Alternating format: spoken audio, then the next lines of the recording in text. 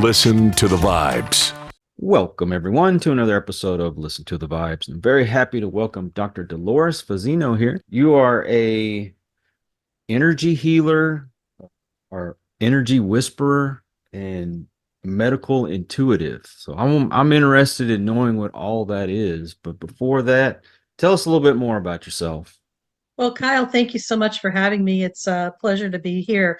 Actually a nurse practitioner. I have a doctorate in nursing practice, so I bridge the physical with the spiritual and the visible with the invisible. And I work in the modality of energy healing, because everything is energy. And I know that when we look at ourselves, we see a denser version of what energy is, but we're energetic beings, and everything that's surrounding us in our room where we happen to be is all different, various levels of energy. And what's interesting is that our thoughts, our beliefs, our emotions, our connectedness to ourselves and our higher selves are all energy as well, and they're not tangibles where we could see them, but they are there. So those are the things that kind of uh, uh, are the matrix of who we are, and they're all interconnected in ways we never thought possible. And what happens is that, you know, when we have a physical problem, usually it's the culmination of a lot of different things that are under the surface that we don't see, like our thoughts, how we talk to ourselves in the silence of our mind, whether or not we experience our emotions or stuff them or ignore them or put them on the shelf for later and never get to them. And also our connectedness to ourselves. A lot of people are disconnected from their physical body, believe it or not. They live in their heads and they're not physically present right here, right now in the moment. So all of that comes into play as far as, when people have problems with their health and well-being. So being, an intuitive, I am very fluent in reading energy and energy patterns. So that's my form of medical intuition, because there are many different forms of that. I was never formally trained. I've just known how to do this my whole entire life. And so I haven't packaged it and put it in a box and labeled it something. It's just how I operate, basically. So I've been in the healthcare arena as a nurse practitioner for the last 45 years, and I've seen lots of changes in that paradigm. And, we're going through major shifts and changes everywhere in the world right now. And in particular, I get to witness what's happening in the healthcare industry. And it is crumbling. It's a paradigm that needs to shift massively, and we're witnessing the deconstruction of it at this moment. So I'm optimistic that, just like the phoenix rising from the ashes, healthcare will look much different than we know it today, projecting into the future 5 and 10 years down the line. So it's going to be a good thing, I feel. You're talking about, people living in their heads. I definitely do that all the time. One of my biggest problems is I'm so critical of myself, Uh, and my wife gets so aggravated because I'm always putting myself down, and it's almost subconscious. I don't even yeah. think about it. It just happens. How would you help someone to get past that problem? Kyle, that's an interesting thing. And you're not alone with that, because I think everybody does that to some degree. It's like a continuum. You either do it a little or you do it a lot. And I think a lot of it, there's a lot of things that have probably happened in each one of our individuals' lifetime of how we cope with things. Who knows? Everybody's story is so unique to them that, but the commonality is, I think we are disconnected, number one, from ourselves. We spend a lot of time in our head. And when we're in our head, believe it or not, we are living in the past or living in the future. We're never in the present moment, right here, right now. I don't know if you're aware of this, but in order to be in the present moment and experience your emotions, you have to be in your body. Okay. What's very telling when, I work with people who are in their heads quite a bit, they'll say, as far as expression their emotions, they say, I think I feel. That's a red flag right there that they are not in their physical body, because there's no such thing as I think I feel. It's like I feel pain, I feel, joy, I feel sadness. I think what happens is that there's a couple of things. Our society has been programmed into not feeling. Okay, not expressing your emotions. It's not okay to do that. It's not safe to do that. This is who made that story up? Seriously, who made that up? This has been a cultural thing that's come down ancestrally, generation after generation after generation. I feel that it was probably a way of controlling the masses, taking away your power, because when you are in your body and you feel your emotions, this is where you could tap into your sovereignness and your innate wisdom, that is your intuition, your higher self, that allows you to do the right next steps for you only you, not Dolores, not your wife, not your spouse, but for you. And I feel that when we are out of sync with that, we start looking for answers on the outside of ourselves instead of coming within and trusting that inner wisdom that we get. So, circling back to what you were asking, is that I think the most important thing people could do to connect and bring themselves into their physical body is to do a mindful activity. Okay. Mindful activity could be anything, you know that. It could be as formal as sitting in meditation, lotus position, to just going out into your garden and being in nature. Okay. Mindful activity is anything that allows you to lose all sense of time and place. And we've all had those moments where you get so wrapped up in reading a book or doing a puzzle or doing something that you totally have lost yourself, and you lose all sense of time and place, and hours have gone by, right? That's a mindful activity. That's an example of being in your body. Okay. We have been duped into believing that being in your body is not productive. Yet I'm going to give you a little secret that when you are in your body, you're connected to your innate wisdom. Your innate wisdom is giving you these beautiful ideas of what to do next. I call them divine downloads. And then you go into divine doing instead of just going into doing and being busy, busy, busy, busy, busy. It's like you're distracting yourself from being the essence of who you are and what you're all about. One other problem is dealing with anger. Oh God, anger. I think one of the biggest problems I have as far as dealing with anger is I lock it away for so long, and then I Mhm. finally get to that point where the dam is going to burst. Yeah, And so I definitely express anger once it's built up. right. And I don't want to be that way, but how do you deal with the anger? Well, the anger thing is an interesting thing too, because once again, our society has programmed us that it's not okay to be angry. It's not okay to what they label as negative emotions. Don't be angry.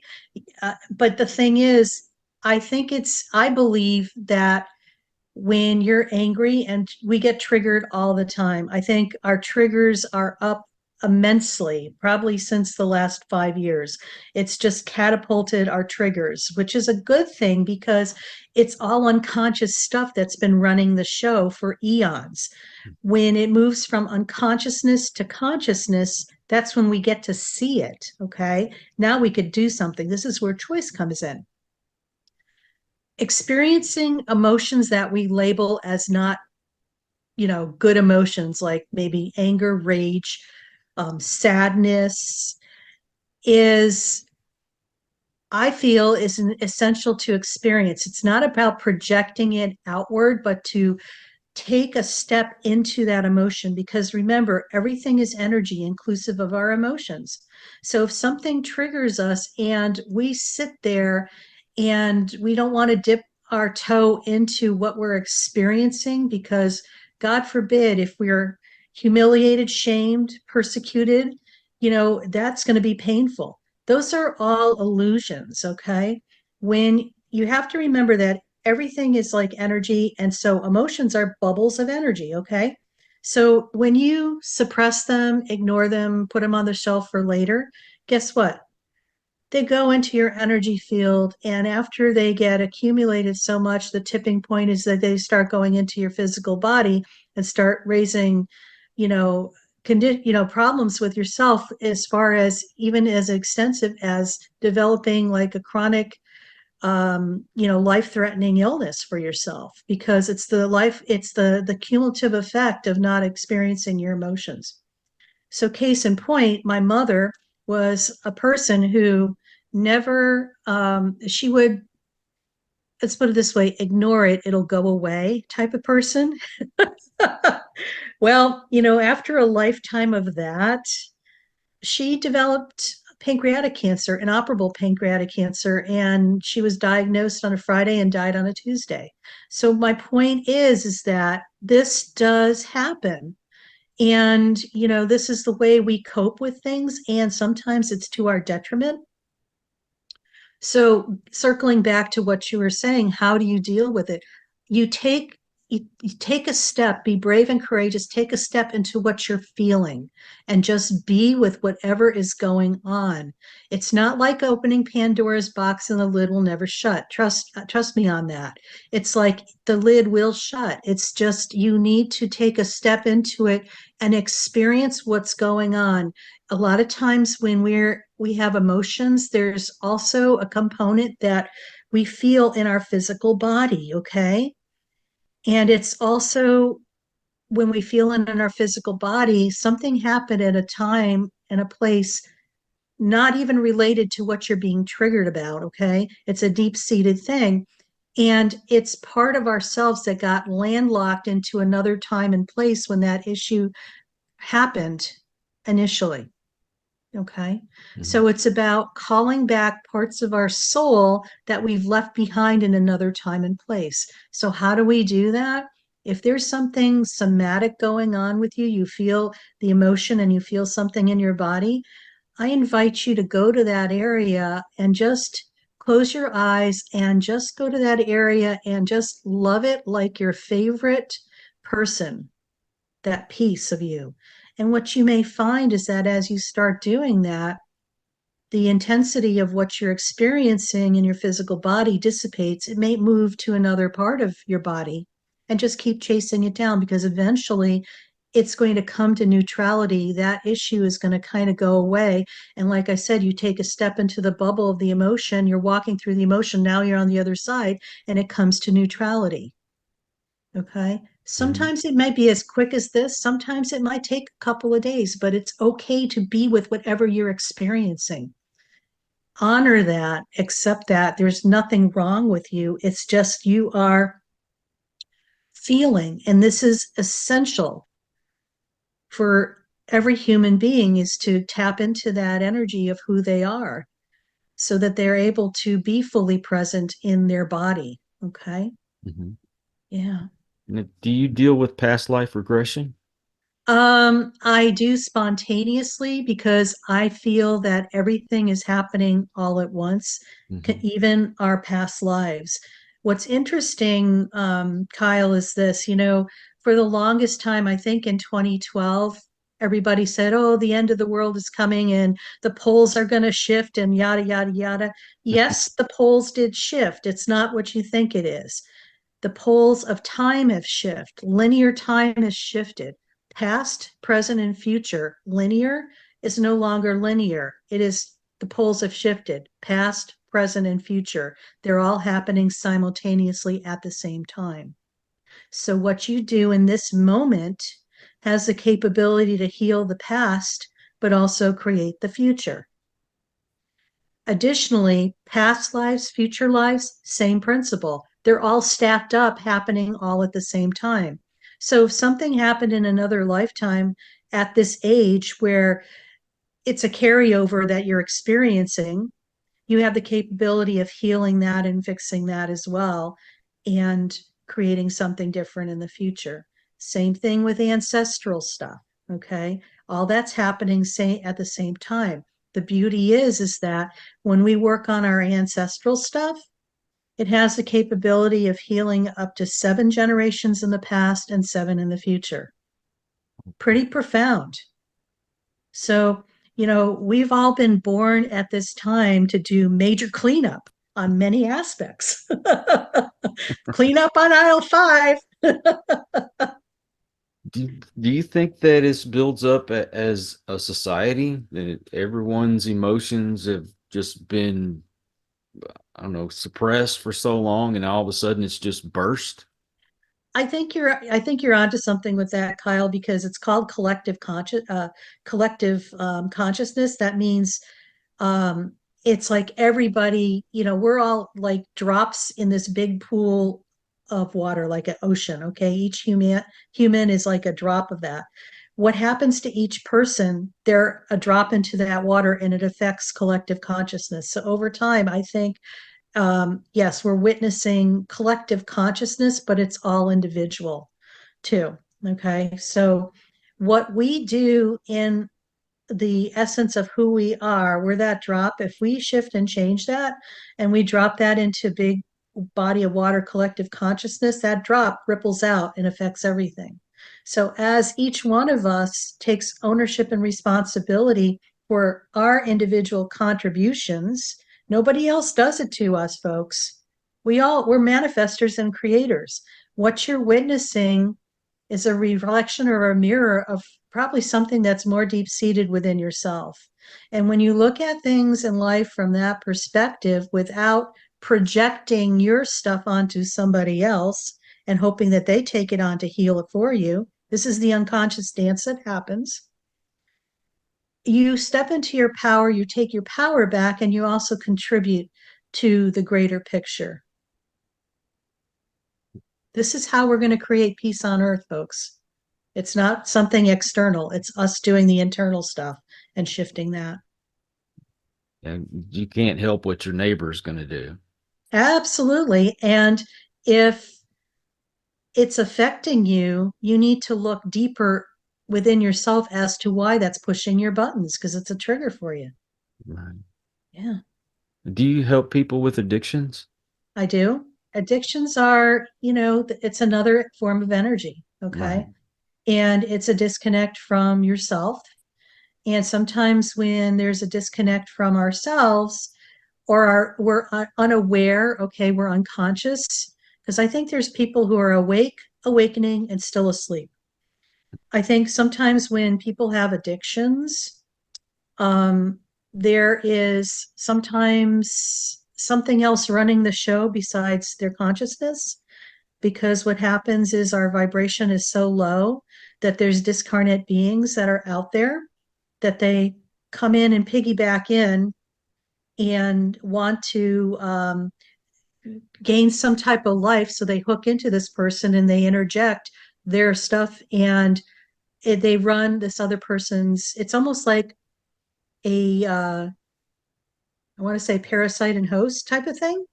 Okay, it's that type of thing. So when you're able to raise your frequency enough and work on extracting those things, raising your vibration, I feel, and you come into alignment with who you are on a soul, there's like a lot of magic and healing and ways for people to move forward in a real positive way. What's interesting, I'm going to share one story because this kind of comes to light. Um, as a nurse practitioner, I work in surgery, so my area of expertise is working on surgical patients, and as an assistant surgeon with another surgeon, I have specialized training for that. So this was really funny.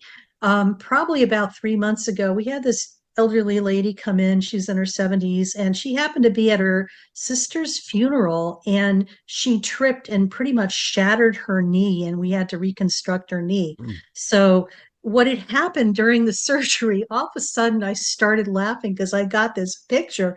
I said to the surgeon, I said, why do I feel like her deceased sister pushed her down And I just started. I said, "Do you know anything about this family?" And he said, "No." And sure enough, what had happened, and I figured it out. the The sister who passed away had a being that was attached to her. She was no longer the living host, so the being was at the funeral and wanted to hop into somebody else, and decided to it was going to hop into the sister. So we were able to clear that for her, and to allow her to, seal her energy field and allow that being to go off to the white light pretty much in another dimension.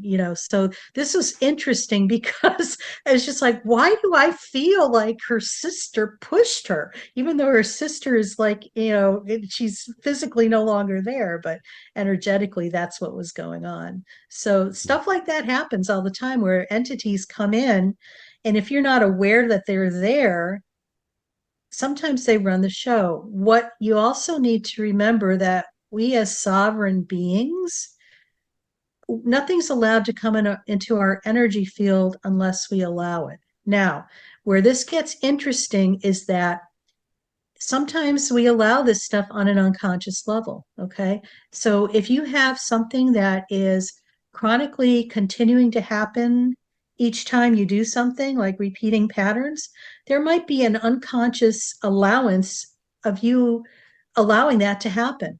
So when we talk about the invisible to the visible, once you are raising your consciousness enough, the invisible comes visible, and then you're able to make a different choice, and then put that to bed, and then move forward and take the wisdom that you gain from having that experience, because every experience we have, there's wisdom there for our soul and our soul's growth and our evolution.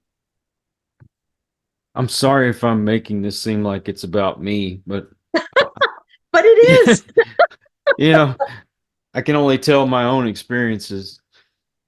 When I first started doing paranormal investigations, we went to it's a pretty famous place. It's been on television before, and it's here in Texas. And I went to this, it's an old hospital. I went in Mhm. there, and anyway, it'd take me forever to explain to you everything that happened that night. But after that investigation, I started getting real bad pains in my stomach. Oh, wow. And I Oh, you took went, on something. Go ahead. oh yeah, I went to like, I think it was three different doctors, and they ran every test in the Yeah. book on me.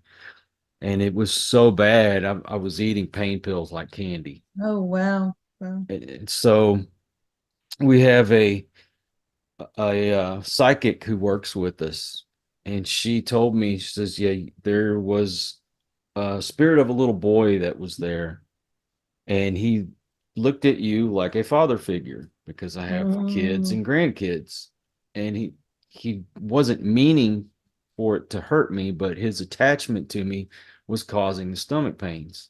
Oh, uh, wow. Luckily, we know somebody who has this way of dispelling of spirits and things Yep. like that. She said, go talk to him. I promise you, as soon as you talk to him, it'll go away.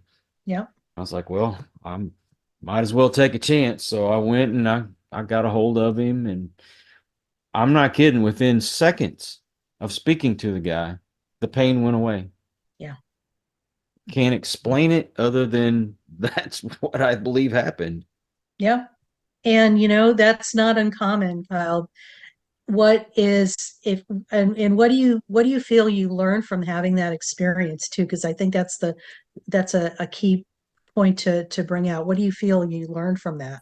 Well, one of the things I learned is I needed protection when I went into Yeah, places like that.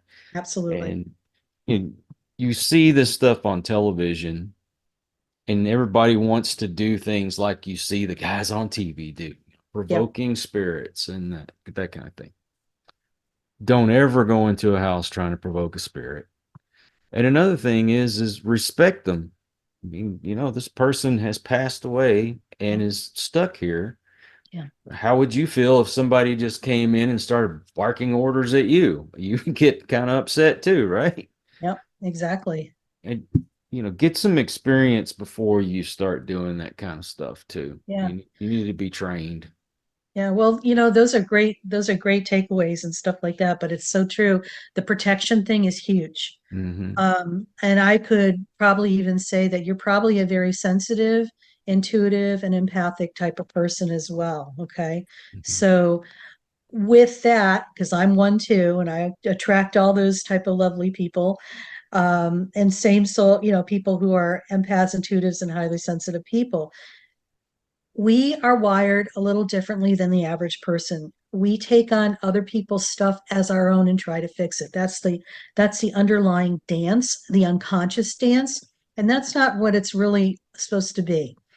It's about protecting your energy field, because sometimes we don't know where we're here. This is the other energy and it dovetails. We don't know where we end and the other thing begins. And that's how the dance starts. We take this on unconsciously and try to fix it for other people.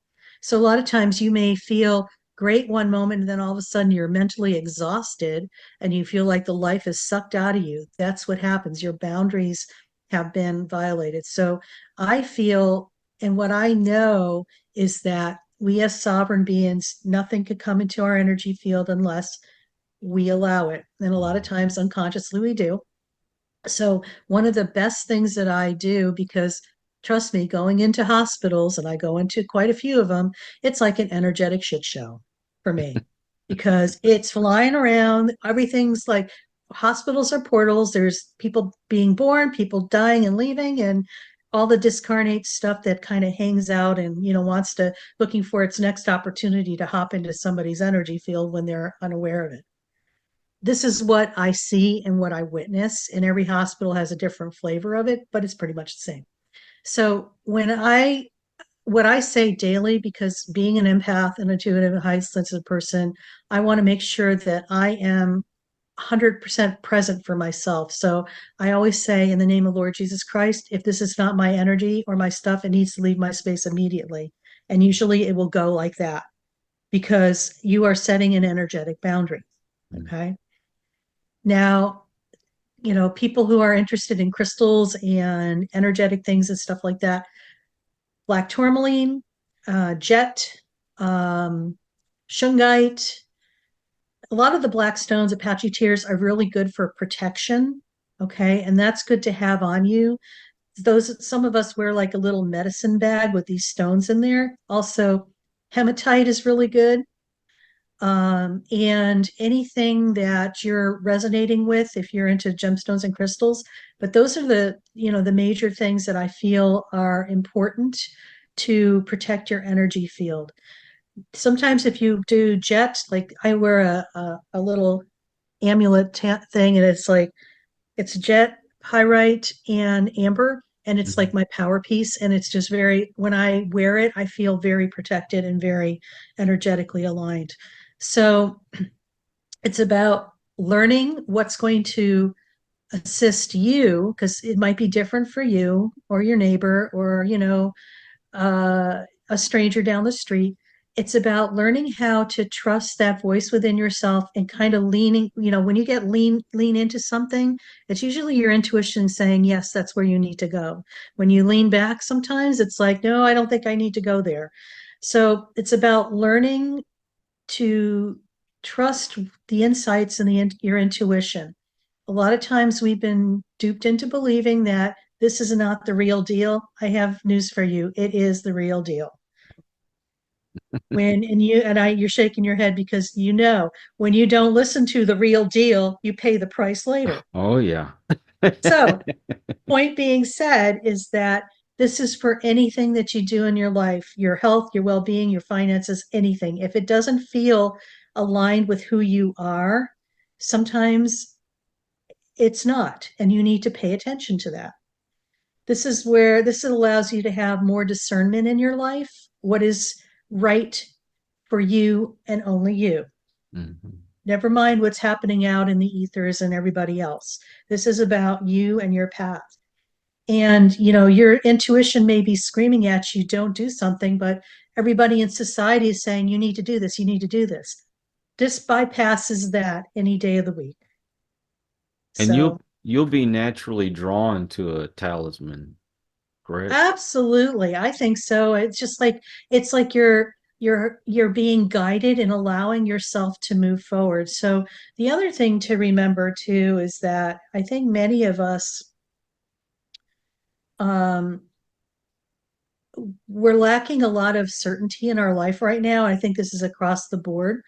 And to really become more certain is to come within yourself and know without a doubt of what your next steps are for you, not what the collective society is trying to figure out.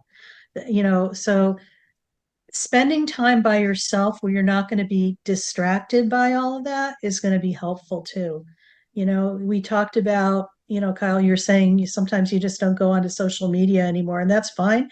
That's like a distraction for a lot of people that keeps them away from themselves. And I think our society, like we said, people don't like to feel or they don't know how to feel, they're afraid to feel, or they've been told that it's not safe to feel, whatever that is.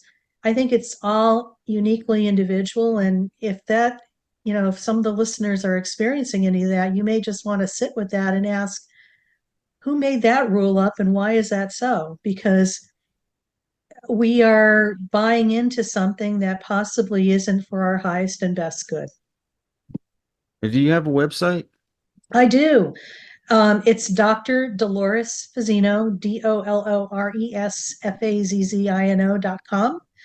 And for those in the audience too, I have a guided meditation to be in the present moment that is free on the site. It's a pop-up. And so when you go to the website, I invite people to sign up for that because it's about a 5 to 7 minute guided meditation because so many of us are in our heads and we're not in our physical body. And it's a guided meditation that I take people through that allows them to ground their energy in several dimensions because we're more than one dimension. We live in several at the same time, but it allows us to be more planted into our physical body where we could be in the present moment.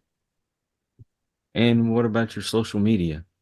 Oh gosh, I'm on Insta, LinkedIn, Facebook, and Twitter, or I guess Z or X as they call it. I don't know what it is now, but X. X. Dolores, thank you so much for coming on the show. I can't tell Oh, you you're how so much I welcome, appreciate it. Kyle. Yeah, yeah. And And I hope the information was helpful for you too, as well. oh, for sure, for sure. And I will put all your links in the description to make it All easy right, for folks to perfect. find you. And I also want to thank all you folks out there. If you are new to the channel, I hope you'll come back. Please hit that subscribe button. And for my regulars, you guys are awesome because you make it possible for me to do this. Until the next one, everyone, please take care. Be kind to one another. God bless and peace. We hope you enjoyed this episode of Listen to the Vibes. You can catch us on Buzzsprout or wherever you listen to your favorite podcasts, and on YouTube. Follow us on Facebook at The Vibes Broadcast Network